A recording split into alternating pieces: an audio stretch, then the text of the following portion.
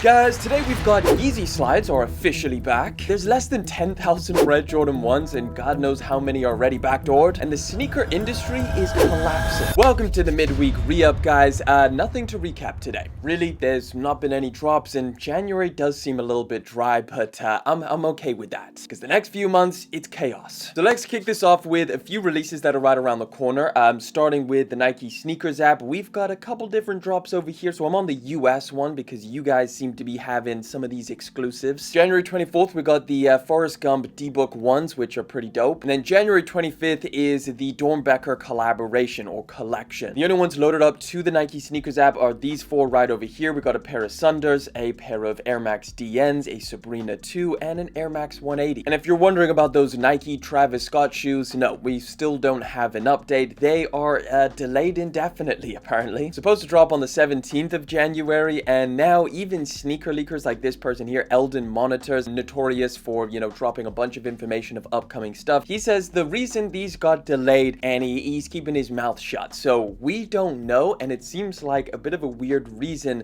why, because they don't want to talk about it. I think another release date I've heard is January 30th, 31st, something like that, but as of right now, nothing is set in stone, so we're going to have to wait and see. If we get any more updates on the release of these things, I'll let you guys know. Now, this, I believe, drops today, so it's still early morning. Jordan Brand and PSG have a new luxury streetwear line. So this is in accordance to Paris Fashion Week, so it kind of makes sense, PSG and Jordan Brand dropping something like this, but you got a bunch of different looks at different pieces over here, and it's actually pretty cool. I actually really do enjoy what Jordan Brand and PSG cook up, not just with their sneakers, but some of their clothing and their kits look really dope. So these are some of the pieces. We got obviously a bunch of football tops, got some scarves, it looks like an entire jacket, some crew necks, very high fashion luxury-esque stuff, which is pretty different for Jordan Brand and I guess PSG. Either way, like I said, this is all dropped today, so if you're interested in any of it, take a peep on the Nike sneakers app or the Nike app. Another drop happening this month, January 25th, we're getting the Cyber Metallic Harden Volume 9. Harden Volume 9 is a very futuristic, cool looking pair of basketball shoes. A lot of similarities to the Adidas AE1, which has a decent amount of people excited. Again, this is, I think, the launch colorway, although I do believe that they dropped one of the other ones before, the purple one, the Chinese New Year one. But this is kind of the first GR colorway. Some releases next month. Kicking us off, we've just got some on-foot looks of the upcoming Black History Month Nike SB Dunk Low called the Tourmaline. So after weeks and months of terrible first looks, we now have the best looks yet, the on-foot shots, super loud colorway. It's definitely one of those shoes that clearly Nike has put a lot of detail into them, so much so that they do just look like a collaboration pair of SBs. I'm not mad at them at all.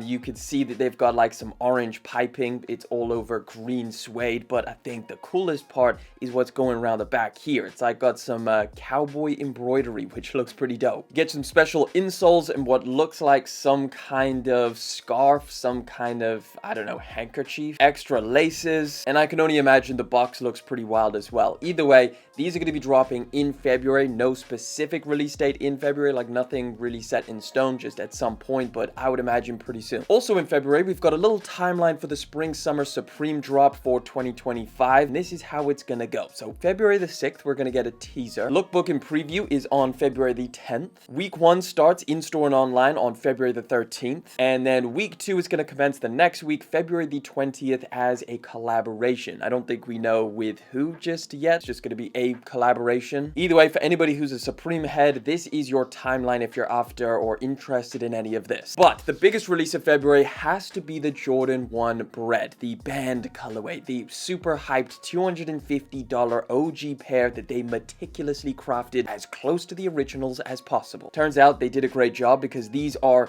the closest things to the original Jordan 1s as possible. They built these things from the ground up. But like we said, they are going to be limited. We spoke about how they're only going to be dropping at 23 different store locations only in the US, and now we know they are going to be 10,000 pairs. That's it. That is only 10,000. Keep in mind, Travis Scott shoes are notoriously limited, and they are 100,000, 150,000 in some colorways. So yeah, your chances of getting these things are they're just damn near zero. Definitely doesn't help that we've got posts like this saying the Air Jordan 1 High 85 Bred is already hitting resale shops. So I assume, being backdoors, this place is just boxes of them. They've got them in hand over over here, and then like a little promo image of them.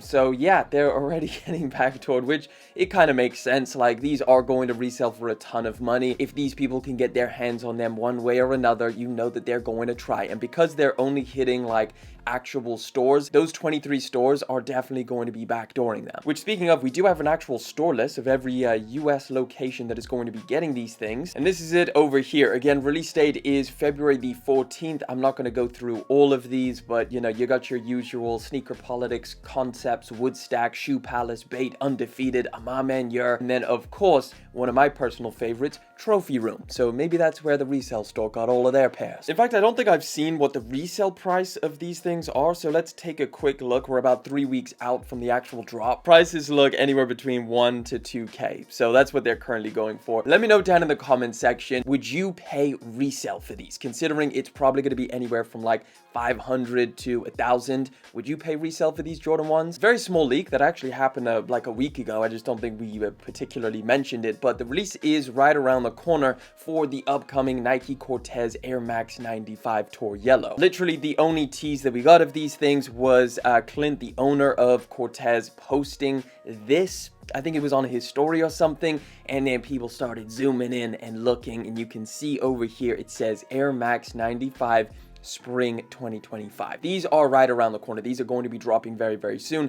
I think they were originally supposed to drop in 2024, but maybe got pushed, or maybe that was never going to happen. These are going to be dropping very soon. I would imagine February, March, probably. So if you're interested in this collaboration, just be on the lookout, and as soon as we get any more updates, I'll let you guys know. Another pair of Jordans that has been postponed, I believe, which I'm actually pretty happy about, because these were supposed to drop in February, but now they've been pushed to June the 1st. Of course, I'm talking about the Union Chicago's, or Chicago Shadows. So we've seen plenty of different images, on foot shots, the whole bunch of leaks of these things, and yeah, February is stacked. We already know this. Black metallic 5s, freaking, you know, the Jordan 1s, which, to be fair, the 85s now, we're probably not going to be getting them, so maybe you could have dropped these things. Either way, it looks like these are going to be pushed. They're not dropping in February anymore, so I think as of right now, June the 1st, but again, that could always change. This one's pretty interesting. 424 just, I guess, teased a Nike collaboration at Paris Fashion Week. So this is something they've been cooking up. Basically a foamposite boot kind of thing. It's got like a zipper on the back. It's a foamposite base. They've just swapped the upper for something that just looks a lot more like a boot. They also have a bunch of like jackets and stuff, which are like football jersey inspired.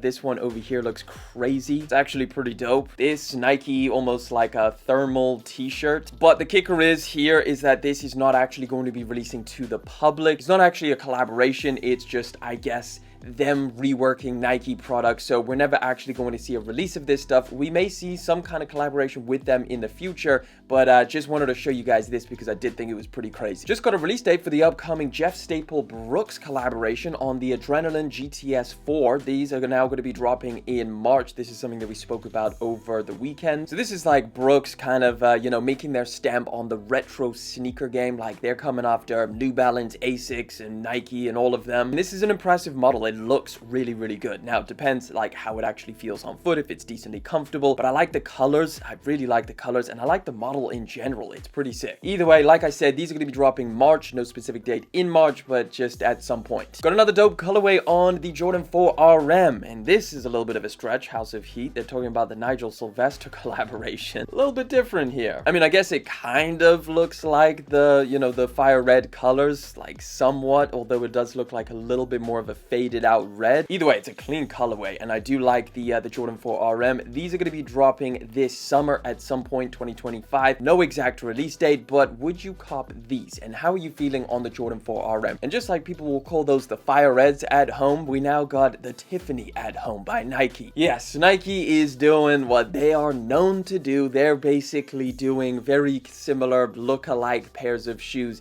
to capture that hype that was garnered with the super limited version. So obviously this one right over here is the Tiffany Air Force One that resells for thousands, and this is just a regular GR black and Tiffany colored pair of Air Force Ones. Very, very similar. Like, maybe if you just black out the stitching and black out the Air branding on the midsole as well, these would be even closer. You are getting the terrible Air Force One leather though. That's something you cannot escape. But $125 versus $1,250 is definitely definitely, it might be worth it to some people. You don't get the silver on the back as well. That's another thing. Either way, let me know if you would rock these things. As far as a release date, just at some point this year, nothing set in stone, but these are official images, so I would imagine within the next coming weeks. Little release update for an upcoming pair of Jordan 3s, the Pure Moneys. They're now going to be dropping July the 5th. I just like that post. Let me just go back. Can't remember when they were first supposed to drop, but yeah, now it's July the 5th. I love this comment over here. Unpopular opinion, but Craft Ivory better than Pure Moneys. Honestly, I think I agree. I freaking love the Craft 3s. This one's weird, but also very interesting. Anthony Edwards' budget-friendly Adidas Believe That One sneaker releases in 2026. So bro literally took his catchphrase and just called it a sneaker. The Believe That One. It's like DJ Khaled creating the Another One ones. I honestly think this is a terrible name. The Believe That One. Like, what? I guess Adidas took your name, so you can't be calling them Anthony Edwards one because that shoe already exists. We don't know too much about this. All we know is that it's supposed to be debuting at the end of this year or the beginning of next year, and that it's going to be a budget-friendly model, meaning it's going to be $100 or less, just underneath the AE1, which is about 110, 120 bucks. Maybe it's going to be a little bit more lifestyle orientated, considering the AE1 is like a performance basketball model that people love to wear, you know, casually. Either way, I hope they change the name because Believe That One, the mouthful, the BT ones, maybe abbreviated is better. Right, we got some Yeezy news. Ye really seems to be on his stuff right now. He is just launching stuff. He is dropping in like a bunch of different images of upcoming pieces that he's going to be releasing. But the first one is the new Yeezy Slides. He posted a picture of more colorways of the Yeezy slipper that we saw release on his website, which is literally available now. 20 bucks, and we now got two different colorways. So we've got a sand, kind of like a taupey color, and then a more of like a gray color. He also captioned it, the SL01 now has the nickname the Yeezy Slide. Thank God, because I'm not a big fan of the SL01 or any of these names that he's calling the clothing and the shoes, where it's like the BL01, the whatever 01, just give it a name. Something really nice and simple like the Yeezy Slides. Great, I can call them that. Now, at the time of recording, the only one that's actually available on the $20 website is this black pair. So we haven't seen them released properly, but he did post this only the other day. So I imagine very soon we're going to be getting a couple different options. And if you did have the choice when these do release, which one would you take? Personally, I'm going for those taupes. I really like that color. I just hope they're comfortable because, like, by the looks of it, they don't have a drop-in insole or anything. So I really hope that this foam is soft and comfy. I mean, Yeezys have always been comfortable in the past, so I'm not too worried, but if this is just like solid plastic, I'm good. He also posted this image over here and said, Yeezy Women's coming next. Scaling innovation for anyone in clothing that doesn't work at Yeezy. Be afraid. Be very afraid. No corporations leveraging my platform. Okay, he kind of goes on here. I'm not going to read all of this. He's releasing women's clothing and then goes to talk about freaking Tupac. He then also posted a little teaser of an upcoming hoodie that he's working on. It's basically a hoodie with some kind of fur lining around the hood. So he's wearing it in this image over here. I don't know when this one was taken, but this is what it's going to look like, which is actually pretty interesting. I don't mind this at all. I've never worn a hoodie that has a huge chunk of fur around it. So like, honestly, if he's, I mean, he still hasn't sold anything over $20 yet, like aside from when the Yeezy pods were $200, everything else has been $20. So we have to assume that all of this stuff is going to be $20. That's pretty crazy because it looks like a decent hoodie. It looks like basically something that would be Yeezy Gap quality, and then I guess the fur would definitely add to the price. I have no idea how they are getting to this $20 price point. Like, I don't know how they're making profit. Maybe with the volume that they're doing, because again, he sold over $3 million in like 24 hours or something through this Yeezy website. So maybe he's making some extra profit through like the t-shirts and the socks, and then that's going in to kind of break even on the rest. But it seems crazy. If the actual sneakers that we know are upcoming, the bully shoes, those cost $20, that is going to be insane. A hoodie like that for 20 bucks is also crazy. Other brands would charge like 100, 150 for that. So we're gonna have to wait and see. We might see a price increase on some of this stuff, but for right now, it's pretty impressive, and I'm excited to see what else he drops. Seen a decent amount of posts of this sneaker right over here, the Adidas XLG Metawave. We got this shot over here of one of them in store, couple different colorways. This gray one is pretty insane. This black one as well, this one. And I like this shoe. I think it looks really dope. I've seen, a bunch of other people all posting this pair of shoes, saying that it's going to come out in 2025. But the thing is these already exist. This is a Chinese exclusive. I know because I saw these things when I was out there. It's just like the other pair of shoes that I bought, the XLG Runner. There's a lot of really cool Chinese exclusive sneakers that we just don't have here in the Western market. And I think this one is a really dope pair that I hope they drop worldwide. If you are wondering if you saw any of these posts floating around, this does not have a release date and we may never see it, just like the XLG Runner. Maybe it'll pop up on resale platforms and that way you can get them for a somewhat affordable price, comparatively speaking to like flying over there and buying them. But if we do have any updates on any of these shoes actually coming to fruition in the Western markets, I will let you guys know. Right, we got some crazy stats. First one is about Jordan Brand. Listen to this headline. Jordan Brand made $33 billion in 7 years. So that doesn't include Nike, that is just Jordan Brand. And obviously, Michael Jordan himself takes home a 5% stake in all of it. So that's his royalty fees like per shoe. He's approximately made just himself $1.65 billion. This is just passive income for him. He sat there, his shoes are selling. I don't think he has anything to do with the design of any of these things, like most of them are retros, and he's just sitting back, chilling, and the money is coming in. So these are the annual sales from each year. 2018, 2.8 billion, 2019, 3.1, 2020, 3.7, 21, 4.8, and then 5.1, 6.5. 2023 was crazy. 7 in freaking 2024. Who knows what 2025 is going to be, because they do have a crazy year planned. Like specifically Jordan Brand is going crazy in 2025, so they might get over the 7 billion mark. Top comment, yes, I agree with you. So basically, I shouldn't have to pay $225 for a pair of Jordan 4s. But you know who did more sales in 2024? New Balance. They actually did 7.8 billion in global sales. That is up 20% from the previous year. 2023 sales were up 13% over the year before, I believe, if I get that number correct. Either way, New Balance is definitely growing very, very much, to the point where they've got a lot of other brands pretty scared. Another week, another sneaker store filing for bankruptcy or closing down. So a couple weeks back, we spoke about how Stadium Goods had to shut down one of their, flagship locations in New York City. We've been talking about how many different places have been closing their stores. We've got Foot Locker closing down 400 stores by 2026. And apart from just like actual retailers, the sneaker resale market is way worse. The demand for a lot of these shoes have been dropping, and there's no resale value in a lot of different sneakers, comparatively speaking, to the past few years. But the latest one that literally just happened, legendary sneaker retailer Sneakers and Stuff just filed for bankruptcy. The company last reported it was operating at a loss of approximately $2.7 million in 2023. Now, it is important to note that they're not just like filing for bankruptcy and then disappearing, so no more shopping from them, no more entering raffles. They are still going to be trying to stay alive by using this as a restructuring method to figure out a new plan of how they can actually become profitable again. So the online storefront and physical locations in London, Paris, and Berlin will continue to operate in the time being. So those are the only places that you can actually use them. So I imagine in the US you cannot use SNS anymore, or at least, they've shut down all of their physical locations.